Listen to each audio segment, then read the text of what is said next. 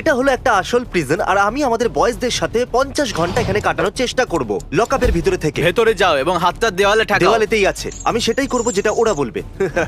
আমি অফিসিয়ালি বন্দি আছি জেলের ভিতরে নোলানের সাথে। কেমন চলছে? একদমই ভালো নয়। বেসিক্যালি আমি আর নোলান আর আমাদের বাকি বন্ধুরা রাজি হয়েছি 50 ঘন্টা এখানে কাটানোর জন্য।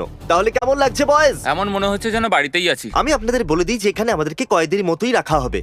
আমরা এখানে খাবো আসল জেলের খাবার, আমরা পুরো জেলটা পরিষ্কার করব, আর তার সাথে আমাদের উপরে আসল কয়েদিদের মতোই মেন্টাল টর্চার করা হবে। তাহলে ঠিক আছে, আশা করবো তোমরা সবাই প্রস্তুত আছো। সবার প্রথমে নিজের বিছানা সম্পর্কে বলবো, তো এটা খুবই আনকমফোর্টেবল। চাদরের ব্যাপারে নিজের পাটা সরাও আমার বিছানা থেকে।